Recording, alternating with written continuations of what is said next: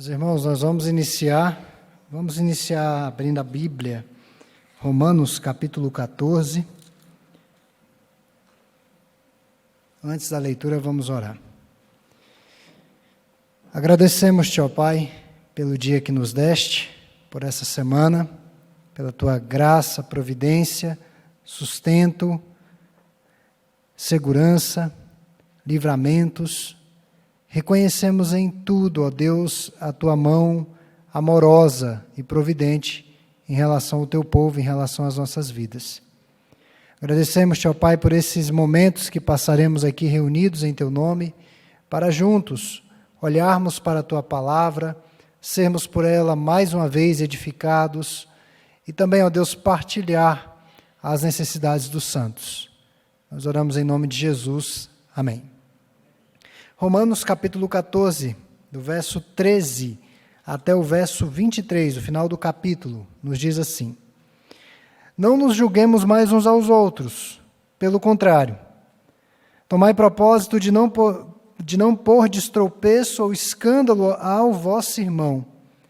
Eu sei, estou persuadido no Senhor Jesus, de que nenhuma coisa é de si mesma impura, salvo para aquele que assim a considera.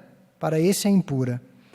Se por causa de comida o teu irmão se entristece, já não andas segundo o amor fraternal. Por causa da tua comida, não faças perecer aquele a favor de quem Cristo morreu. Não seja, pois, vituperado o vosso bem, porque o reino de Deus não é comida nem bebida, mas justiça e paz e alegria no Espírito Santo. Aquele que deste modo serve a Cristo é agradável a Deus e aprovado pelos homens. Assim, pois, seguimos as coisas da paz e também as da edificação de uns para com os outros. Não destruas a obra de Deus por causa da comida. Todas as coisas, na verdade, são limpas, mas é mal para o homem o comer com escândalo.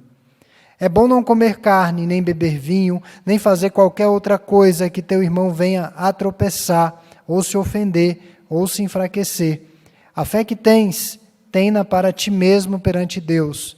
Bem-aventurado é aquele que não se condena naquilo que aprova, mas aquele que tem dúvidas é condenado se comer, porque o que faz não provém de fé, e tudo que não provém de fé é pecado. Lucas deve estar finalizando aqui os nossos slides. Você pode até reduzir essa luz aqui, Lucas. Tem que ligar, Lucas, aqui?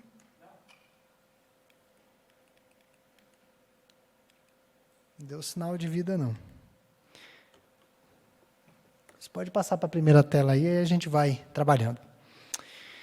Meus irmãos, um dos pontos mais importantes, na introdução, um dos pontos mais importantes do Evangelho é justamente a liberdade.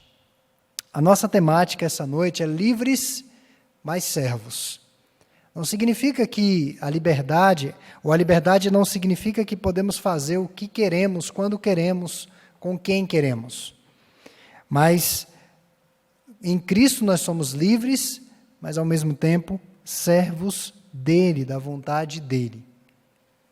Então, um dos pontos altos do Evangelho é a liberdade, a feliz sensação de que as amarras foram literalmente rompidas. O judaísmo vivia ainda naqueles dias nas amarras da Torá oral, nem era a Torá escrita, era uma espécie de Torá oral, uma interpretação autoritativa dos mestres da lei mosaica. Isso desembocou em mais regras e amarras aos fiéis. Mais de 800 preceitos existiam naqueles dias em que Jesus veio. E isso perdurou até aqueles dias que Paulo escreveu essa epístola. E, certa feita, eles ficaram perguntando ao Senhor, qual o preceito mais importante? Dentre centenas, qual o mais importante? E daí Jesus sintetiza. Diz que é o amor a Deus e amar o próximo como a si mesmo. Então, havia várias restrições em relação à comida e bebida.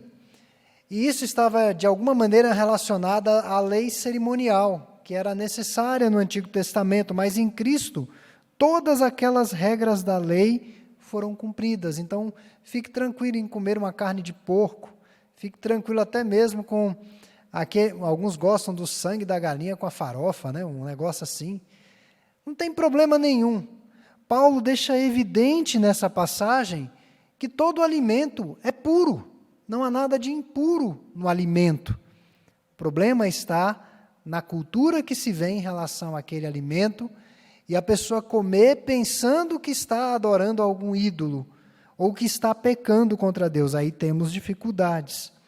Os cristãos estão desonerados da lei cerimonial e civil que aparece no Antigo Testamento, especialmente no Pentateuco. E na concepção de Paulo não havia nenhuma comida proibida. É importante destacar que Paulo era judeu. Paulo cresceu absorvendo toda essa cultura judaica. E ele diz, olha, não há nenhuma comida impura. Em Cristo, leis restritivas de dieta foram absolutamente revogadas.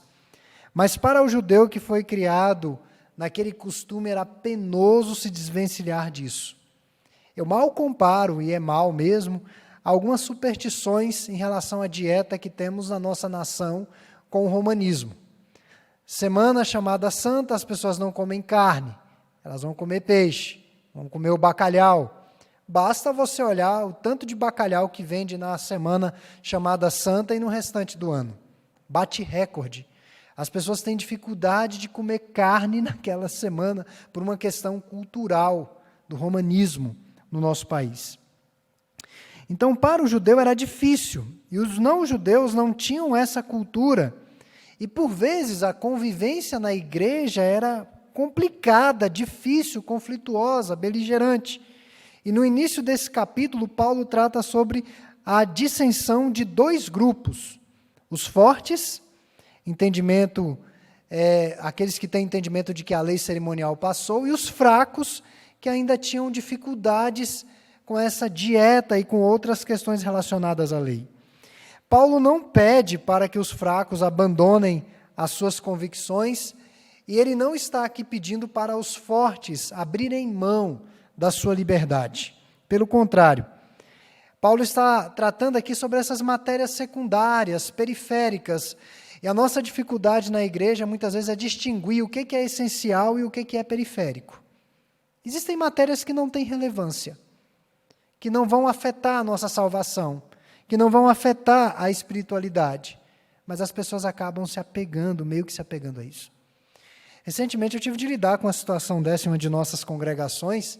Uma irmã, eu estou falando algo que aconteceu mesmo, isso foi no final do ano passado, ela falou, pastor, nós queríamos tirar o púlpito domingo lá, o púlpito, o local que o pastor prega, para nós colocarmos as crianças para apresentar, mas nos foi ensinado que o púlpito não poderia sair dali, que o púlpito tinha que ficar exatamente naquele local centralizado, não pode tirar dali, em hipótese alguma, em momento de culto. Eu falei para ela, onde é que está isso na Bíblia? Quem foi que ensinou essa aberração? Que absurdo é esse? Pode tirar esse púlpito de lá, põe as crianças para cantar, qual o problema com isso? Então as pessoas meio que vão se apegando e criando costumes, sacralizando aquilo que não é santo. Então, nessas matérias secundárias, Paulo diz o seguinte, que impere o amor, a compreensão e o respeito de ambas as partes. O senhorio de Cristo deve nortear essa relação. E na presente passagem, Paulo está se dirigindo especificamente aos fortes. Sua liberdade deve ser submetida ao amor ao próximo. E nessas questões secundárias, o que deve nos guiar é o amor. Então, em algumas situações, abrirei mão de minha liberdade para não causar tropeços ou dificuldades no avanço do reino de Deus. Os irmãos sabiam que tem regiões do nosso país que é pecado jogar sinuca? Sabiam? Tem regiões do nosso país que é pecado, estou falando de Brasil, é pecado jogar sinuca. Eu não estou falando do jogo apostado, estou falando uma brincadeira mesmo da sinuca. É pecado. Já pensou se eu, como pastor, vou para uma região dessa e digo, não é pecado jogar sinuca? Já vou arrumar um problemão na igreja por causa disso. Então, Paulo está dizendo que essa relação entre os irmãos deve ser governada pelo amor.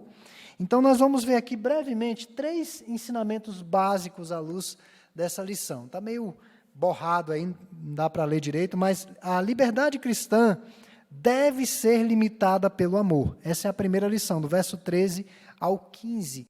Paulo exorta, parem de julgar, ou seja, tratar a pessoa firmado apenas nos atos ruins que ela praticou. É nesse sentido parar de julgar. Às vezes a pessoa de fato cometeu algumas situações ruins, pecaminosas, e as pessoas só enxergam aquela pessoa por esse estigma. É a imagem imaculada, não há mais nenhuma virtude. E certamente na igreja precisamos tratar isso. Porque pessoas são disciplinadas constantemente na igreja. Mas a pessoa não é o pecado que ela praticou. Ela é muito mais do que o pecado que ela praticou. E se ela passou por um tribunal eclesiástico, seja na igreja ou num presbitério, ela já está sendo penalizada. A igreja não precisa penalizar enxergando apenas o pecado daquela pessoa. Se ela se arrependeu, se ela se achegou ao rebanho, ela deve ser conduzida, ela deve ser respeitada, ela deve ser, de alguma maneira, honrada como um irmão em Cristo Jesus. Então é isso que Paulo está dizendo. Parem de julgar. Os fortes julgavam os fracos, imaturos, e por muitas vezes tratavam os fracos com desprezo. De certa forma, eu vejo isso em alguns movimentos de igreja. Algumas igrejas que abrem e chamam para si, digamos assim, uma iluminação a mais em relação à palavra e à vida cristã. Se acham melhores do que as outras. Tratam com desprezo as outras igrejas. Eu enxergo com muita atenção movimentos que se acham melhores do que os outros. Então, os fracos também, por outro lado, os fracos julgavam os fortes pelo que eles comiam e pelo que eles bebiam, o que é um problema também. E Paulo diz, não vos coloquem como tropeço ou escândalo para o vosso irmão, isso aí se dirigindo aos fortes. Então, seria levar alguém a pecar por causa da sua própria atitude, por aquilo que você está comendo, é induzir alguém a fazer algo que a sua consciência não está preparada. Então, isso é muito sério, isso é muito grave, e Paulo está tratando isso aqui. É destruir o fraco, que é o teu irmão, por quem Cristo morreu, pelo teu conhecimento. No Brasil, nós temos uma forte e efervescente discussão em relação à ingesta de bebida alcoólica.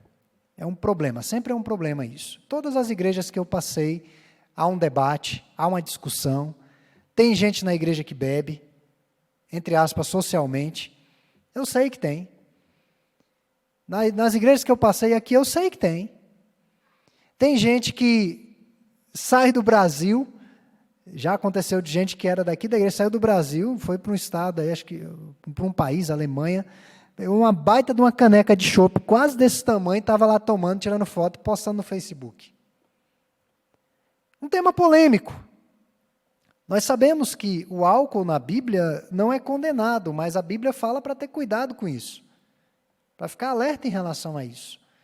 Nós sabemos do problema do álcool no nosso país, é um problema de saúde pública, tem pessoas que são viciadas em álcool. E veja como Paulo vai tratar essas questões aqui. Paulo diz assim, olha, tudo é puro, mas se o comer determinado tipo de alimento, se o beber determinado tipo de bebida causa escândalo e problema, qual é a dificuldade de não beber ou de não comer? Qual é a dificuldade de abrir mão disso? E eu trabalho os dois lados, o lado do fraco, o lado do forte. Eu não sou adepto à bebida em contexto nenhum. Nem com minha esposa, nem em lua de mel, nem em viagem, em lugar algum. Eu tenho ojeriza à bebida pelo histórico familiar que eu tenho. Meu pai foi alcoólatra. Odeio bebida, com toda a força da minha alma. Vinho, todo tipo de bebida que os irmãos imaginarem. Mas eu sei que a Bíblia não vai tratar a bebida ou o ato de beber como um pecado. Eu sei que não é um pecado. Então, A igreja precisa chegar nesse entendimento. É um tema polêmico que a gente vai ter de lidar, que a gente vai ter que tratar, mas percebam, irmãos, que Paulo está trabalhando isso aqui já na prática. Então, se você tem esse hábito, não faça isso na frente dos seus irmãos, que isso vai causar escândalo, isso vai embotar o evangelho do Senhor. E a preocupação de Paulo é um fraco ao ver alguém bebendo, e ele tem aquilo na cabeça, usando o nosso exemplo aqui no Brasil, que aquilo é pecaminoso, e ele, o pastor está bebendo, então não tem nenhum problema. E ele bebe meio que na dúvida, né? Puxa, será que é pecado? Será que não é? É nesse sentido que Paulo está tratando isso daqui. É preciso ter cuidado, irmãos. Apesar de eu crer de um jeito, há outro que crê de outra maneira, o que Paulo vai dizer no verso 14. Para Paulo, toda comida era pura, como eu já falei outras vezes aqui. Mas para Paulo, há quem considere alimentos impuros. Paulo não está tratando de pecado, não necessariamente de pecado, mas de coisas que não são matéria de fé. Então, Paulo vai normatizar isso aí, dizendo que devemos andar segundo um amor fraternal. É segundo um amor fraternal. Nenhum de nós quer ser responsável por dano espiritual por aqueles que Cristo morreu. Eu acredito que nenhum de nós queira isso. Eu sei que alguns irmãos às vezes ficam assim, meio receosos quando me veem de bermuda na rua, mas aí já é demais, que o nosso país é muito quente, aí já não dá. Eu tento, na medida do possível, sempre andar de calça, mas vai ter momento que eu vou estar de bermuda, é normal. Mas no que depender de nós temos que ter um esforço para não gerar escândalo, para não prejudicar a fé dos nossos irmãos. O perecer aqui de Paulo não deve ser entendido como condenação, mas uma avaria grave na fé. As pessoas mais fracas, ao seguir determinados exemplos dos mais fortes, podem se ver imersas em culpa, desânimo, e alguns chegam até mesmo a abandonar a igreja, porque ficam escandalizados. Segunda lição que eu quero depreender do texto aqui: liberdade cristã não deve se tornar um motivo de maledicência. Versos 16 a 18. A liberdade cristã deve ser usada com critério, com cuidado. Não devemos dar motivos para que essa liberdade seja mal falada. Que não seja motivo para que as pessoas falem mal de Cristo e até mesmo da igreja. Olha os crentes daquela igreja lá. Ah, são os crentes da sua igreja. Talvez Paulo pense justamente na cena de crentes brigando dentro da igreja por conta dessas questões. Hoje, não fica só na igreja, hoje vai para a rede social. Eu acho que uma das questões que, de certa forma, podem causar um empobrecimento e vergonha do evangelho é você ficar na rede social discutindo política, discutindo futebol, discutindo outras coisas que... Então, a gente precisa ter cuidado. O ímpio vai olhar e dizer assim: olha aí, os crentes estão se engalfiando, estão se acabando.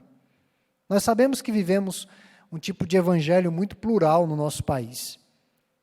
É difícil às vezes. Você vê uma heresia, mas quando você identificar uma igreja inclusivista, você identificar uma ceia exclusivista, ou coisas dessa natureza, tem que denunciar como seita. Não são dos nossos. Não são dos nossos. Agora, um irmão que tem um irmão de uma igreja, entre aspas, renomada, não vale a pena ficar discutindo. Presbiteriano ficar discutindo com batista, com assembleiano, não vale a pena esse tipo de coisa. Não vale. Então, a cena que Paulo imagina aqui são os fracos discutindo com os fortes e os ímpios vendo. Perdendo tempo, ao invés de evangelizar, falar de Cristo, levar o evangelho. E nós vamos viver, irmãos, um tempo muito difícil no nosso país, esse período de eleição, que já, de certa forma, já está fermentando bastante. Fermentando muito. Eu sei que nós temos na cultura, e algo que um dos estudos que eu vou preparar para a escola dominical sobre o politicamente correto, eu vou falar um pouco a respeito da história da esquerda e como a esquerda influenciou a igreja, e influencia a igreja ainda hoje. Na igreja, Para os irmãos terem ideia como a esquerda influencia a igreja. Na igreja, falar que qualquer membro da igreja pode ter arma em casa para defender a sua família causa escândalo em muita gente. Muita gente, ué, pastor, mas não tem que dar outra face? Isso é uma ideia da esquerda. Na Bíblia você vê a legítima defesa amplamente. Amplamente. Na Bíblia está lá, amplamente. Então, de certa forma, as ideias esquerdistas estão na igreja, a gente tem que identificar cada ponto, combater, mas entrar em brigas e discussões não essenciais não vai dar muito resultado para a igreja. A igreja tem que entrar com o evangelho. Esses dias eu ouço muitos debates políticos e identificando o que está acontecendo no nosso país. Teve um vereador que gostei muito da posição dele, um vereador cristão. Ele disse o seguinte: olha, o que o nosso país precisa é de Cristo. No meio daquela confusão toda de esquerda, direita, aquele debate pipocando, quando ele falou, ele disse: olha, sabe o que é que vai solucionar? Cristo. Cristo vai resolver os problemas. Não é o candidato tal, não é o fulano de tal, é Cristo. A partir do momento que Cristo estiver na mídia, estiver na universidade, estiver no centro de formação, o evangelho, a nova visão de mundo cristã entrar, tudo muda. Tudo muda. Então, Paulo tem em mente isso, a igreja brigando por coisas não essenciais. E ele deixa explícito que o reino de Deus não é comida e nem bebida, ou seja, o reino de Deus não se limita a um conjunto de regras, de pode e não pode. O reino de Deus é muito mais do que isso. E ele qualifica o reino de Deus como justiça, paz e alegria no Espírito Santo. Nós precisamos sempre focar naquilo que é essencial, naquilo que nos une. O que é essencial, o que nos une. Por fim, liberdade cristã deve ser limitada pelos interesses do reino de Deus. 19 a 23.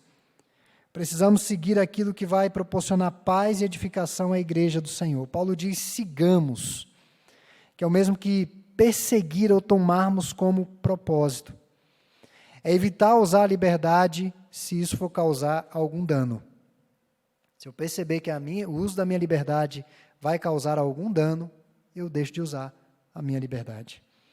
Não podemos fazer nada sem considerar o amor fraterno e os interesses do reino. A liberdade para comer e beber resulta da fé em Cristo. É isso que Paulo está colocando aí. Tudo que nós fazemos, de alguma maneira, a nossa movimentação, aquilo que fazemos diariamente, tem alguma motivação. Há algo que nos move. Há algo que faz com que você levante da cama. Existe uma razão maior. Paulo está falando, tudo que não provém de fé é pecado. Se você faz algo que não provém de fé, é pecado. E aí Paulo chega a essa conclusão. Quem tem dúvidas sobre a relação de fé e o desfrute da criação, precisa tomar cuidado. E a orientação de Paulo aos mais fracos é, na dúvida, não faça. Eu ouvi essa expressão quando eu tinha 17 anos, nunca me esqueci dela. Na dúvida, não faça. Ficou com dúvida, não faz. Procura se informar, vai orar. Sim, tenha convicção daquilo que você vai fazer. Não haja por impulso. Haja firmado em suas convicções.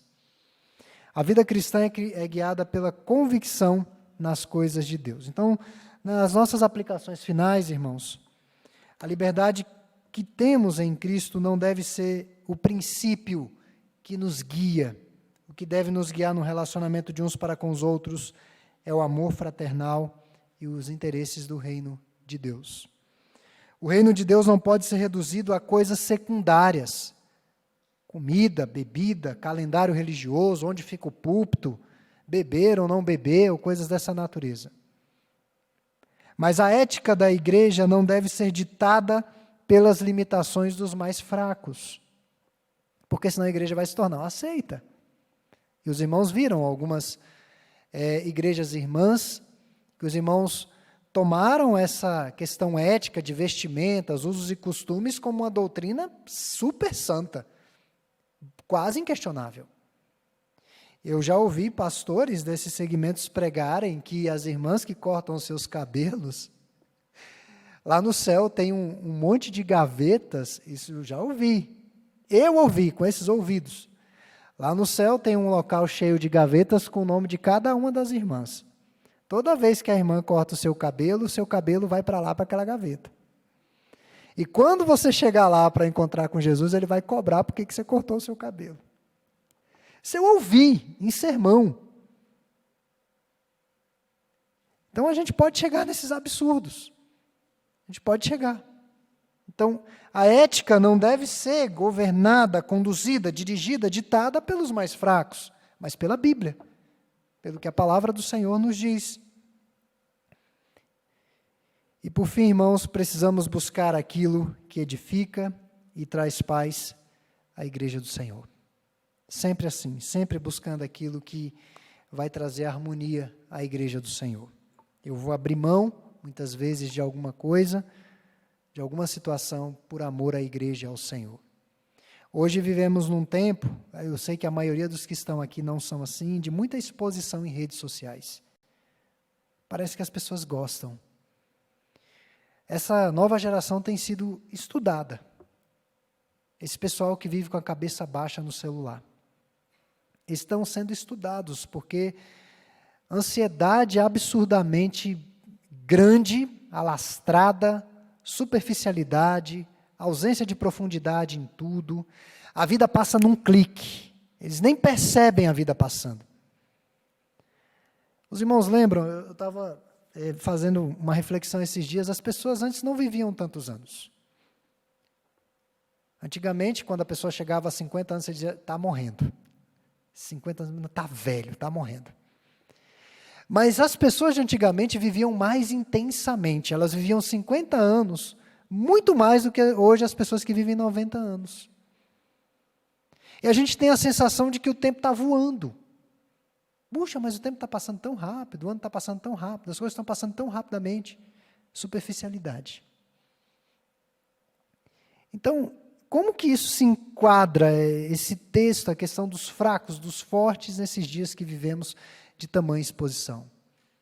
E Paulo diz, nós precisamos buscar sempre o que traz harmonia e paz à igreja do Senhor.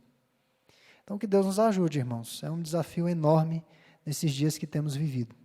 Nós estamos já caminhando para o encerramento da epístola, essas são as exortações finais. Espero que Deus tenha falado muito aos nossos corações nesses estudos das quartas-feiras. Nós vamos orar e depois nós passaremos ao nosso estudo bíblico. Aliás, a nossa reunião de orações.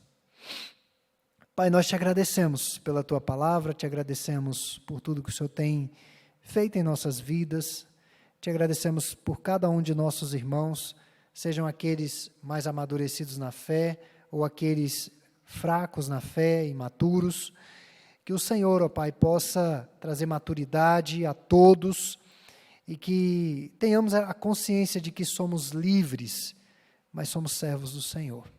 Esteja aplicando a Tua palavra aos nossos corações. Em Cristo nós oramos. Amém.